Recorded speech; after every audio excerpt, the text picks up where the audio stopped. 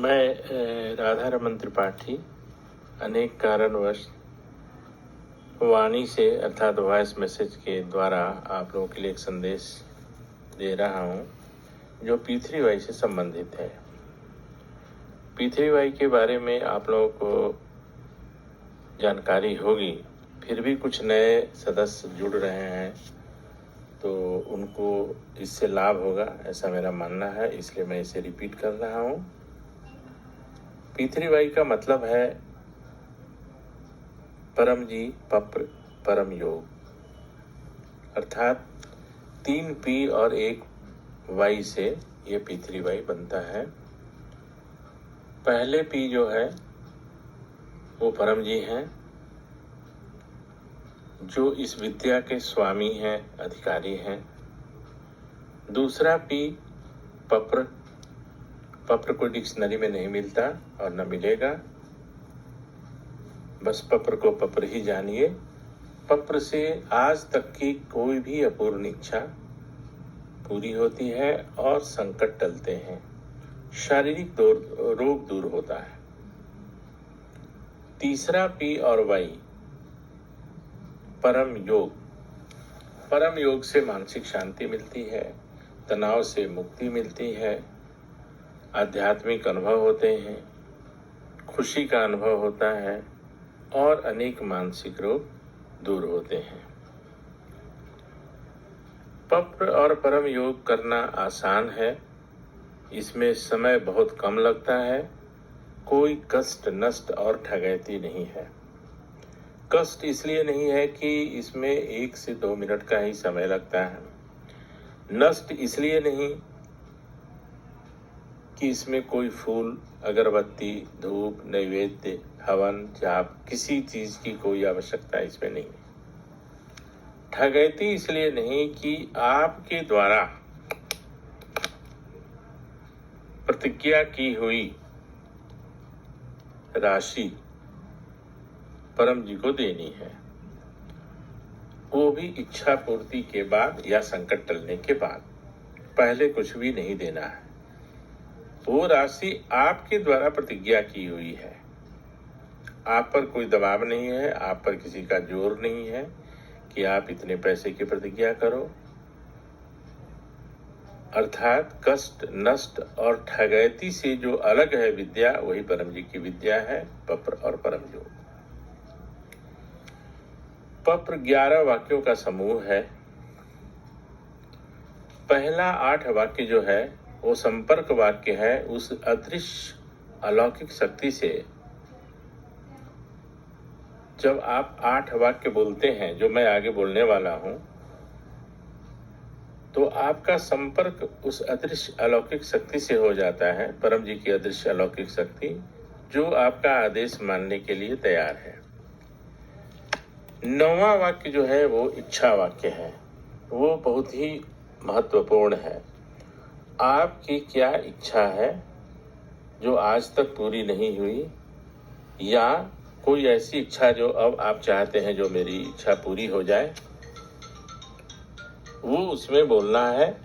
और वो भी टेलीग्राफिक, यानी बिल्कुल स्पष्ट रूप से।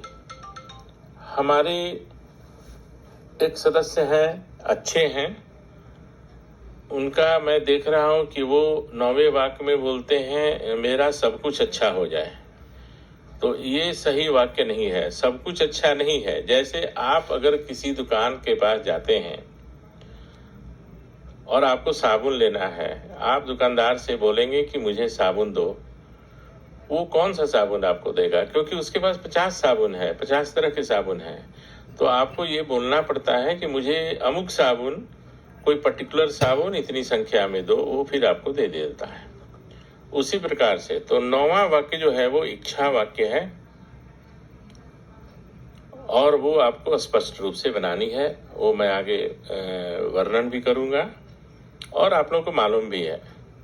अर्थात वो स्पेसिफिक होना चाहिए। जैसे मेरा बुखार सामान्य हो जाए, कम नहीं हो जाए, कितना कम हो जाए, क्योंकि वो जो विद्या है वो सुपर कंप्यूटर से भी ऊपर है, आप जो कहेंगे वही वो करेगी। 10वां वाक्य जो है उसमें एक शब्द आता है पकड़। वो है, वो इच्छा पूर्ति के बाद आपको एक प्रतिज्ञा, आपको पहले प्रतिज्ञा करनी है कि आपकी इच्छा पूरी हो जाएगी, तो एक राशि जो भी आप दे सकें, अर्थात आपकी जो क्षमता है और आप जितना देना चाहते हैं परम जी को, वो इच्छा पूर्ति के बाद देनी है। उसको पकड़ बोलते हैं, लेकिन प्रतिज्ञा आपको पहले करनी है, देना अभी कुछ भी नहीं है, देना इच्छा पूर्ति के बाद। और 11वां वाक्य जो है 11th सेंटेंस, वो है प्रचार की प्रतिज्ञा, अर्थात इच्छा पूर्ति के बाद आपको कुछ लोगों को बताने की एक प्रतिज्ञा करनी है। तो ये 11 वाक्य बोलते ही आपको किसी खास इच्छा के लिए आपने पत्र किया ऐसा माना जाएगा।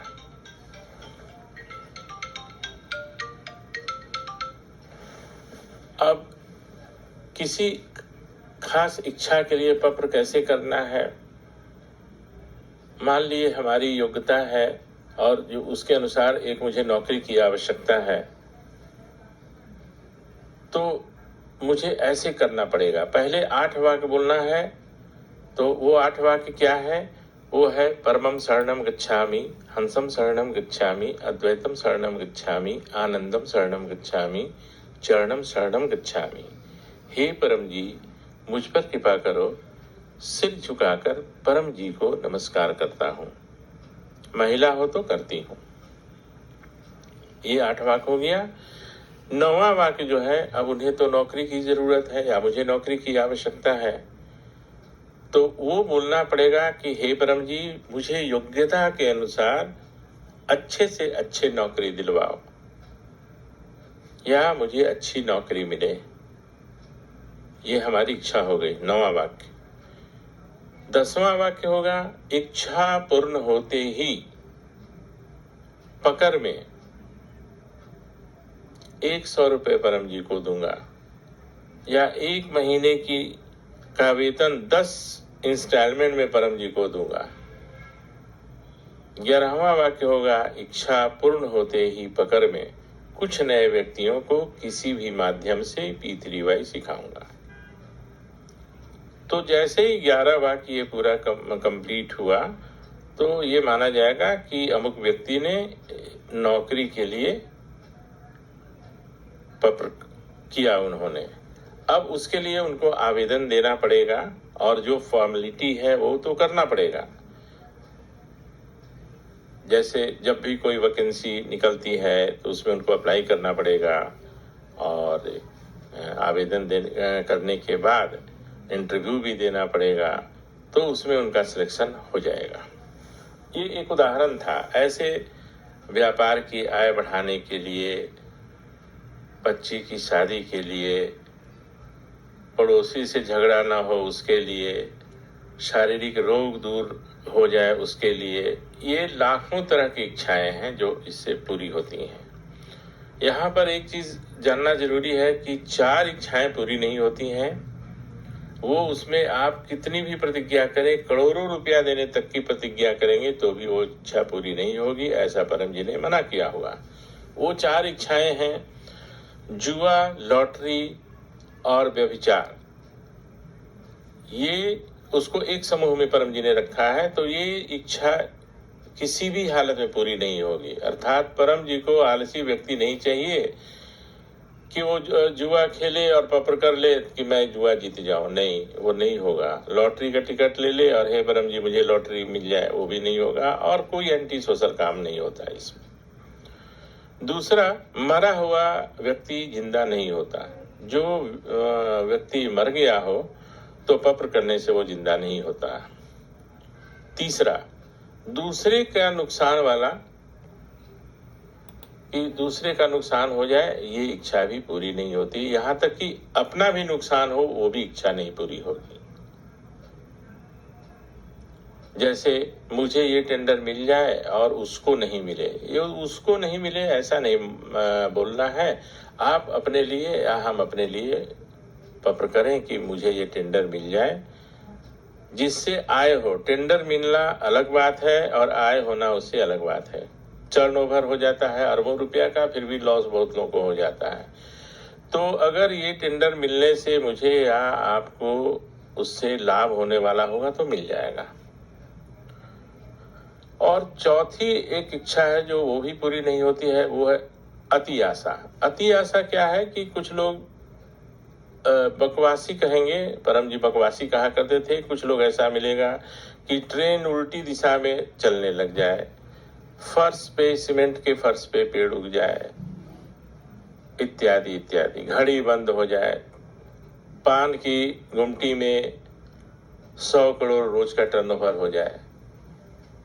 तो यहाँ पर यह स्पष्ट कर दूं कि पप्र करने वाले और पप्र नहीं करने वाले समान रूप से एफर्ट लगाया जाए, प्रयास किया जाए, तो पप्र करने वाले और पप्र नहीं करने वाले, तो जो पप्र करेंगे वो उनको दुगना, मिनिमम 2 टाइम्स मतलब लाभ होता है उसमें।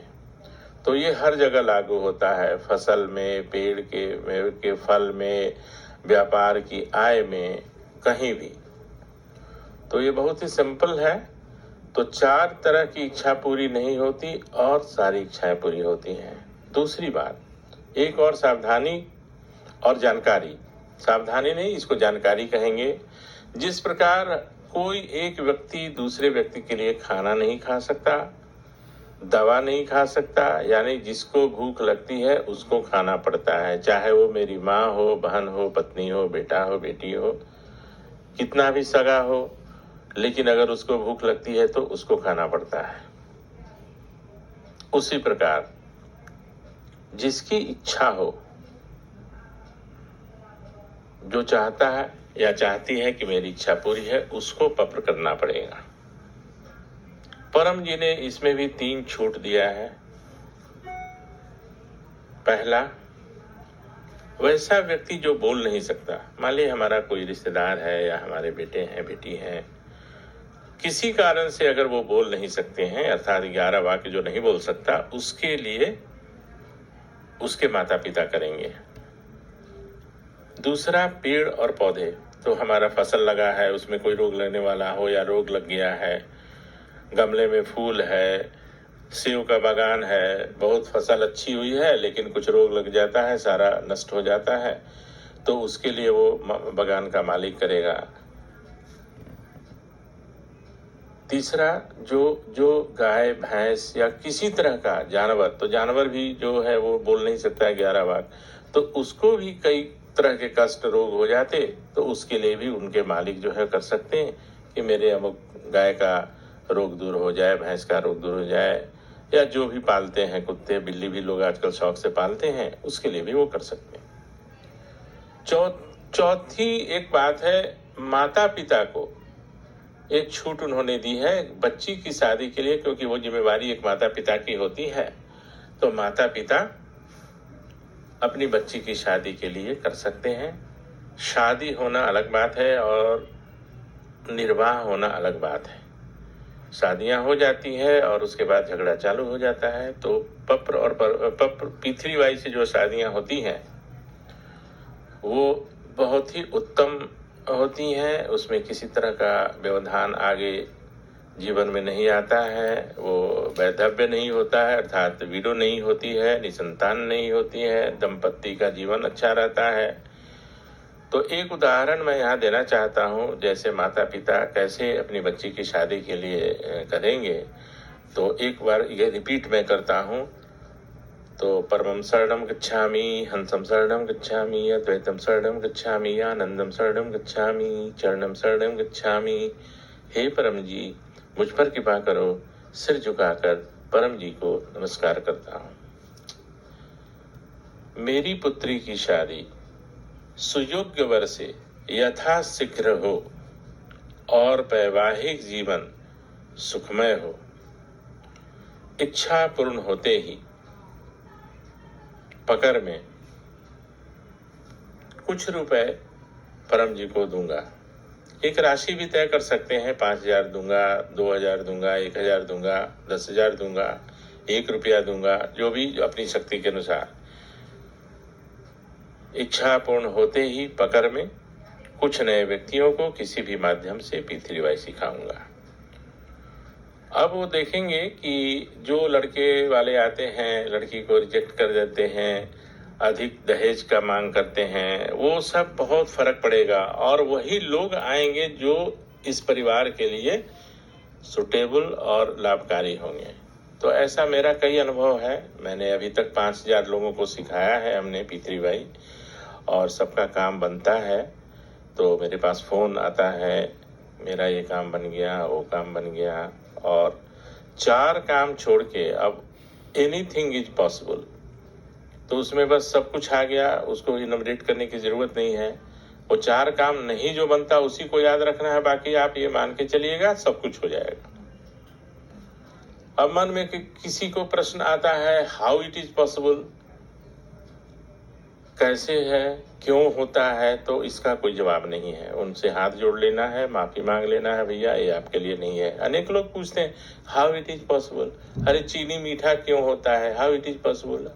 उसी तरह से चीनी खाने से स्वाद का पता चलता है, उनको ये बताइए। जैसे चीनी खाने से मिठास का पता चलता है, घंटों और कई दिनों तक डिस्कशन और सेमिनार से नहीं। उसी प्रकार पपर और परम योग करने से लाभ मिलता है, सिर्फ जानकारी रहने से नहीं। बिजली का कनेक्शन रहने से घर में लाभ नहीं मिलता, बिजली का लाभ लेने के लिए हमें स्विच ऑन करना पड़ता है। उसी तरह से P3Y से लाभ लेने के लिए P3Y करना पड़ता है, लाभ मिलता है, इसमें कोई शंका और संदेह नहीं।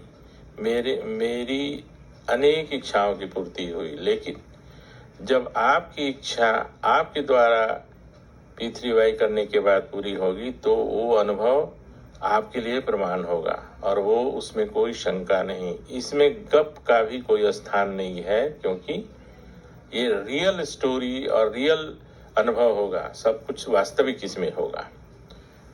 तो अभी मैं पेपर को समाप्त करता हूँ, और इसमें जो इच्छा वाक्य है, 9वां वाक्य है, इसको स्पष्ट रूप से बनाने की कोशिश करिएगा। और आगे कुछ दिनों के बाद वो एक पुस्तक इच्छा वाक्य का है जो प्रिंट होगा, तो आप लोग उसका लाभ ले सकते हैं। आप उसके अपने पास रखिएगा, जो हर तरह के व्यवसाय से लेके हर तरह के व्यक्ति के लिए वो उपयोगी होगा, जो परम जी ने स्वयं बनाया है। तो मैं यहाँ समाप्त करता हूँ और परम जी से निवेदन करता हूँ कि आप सभी लोगों का दिन शुभ रहे। चरणम शरणम गच्छामि।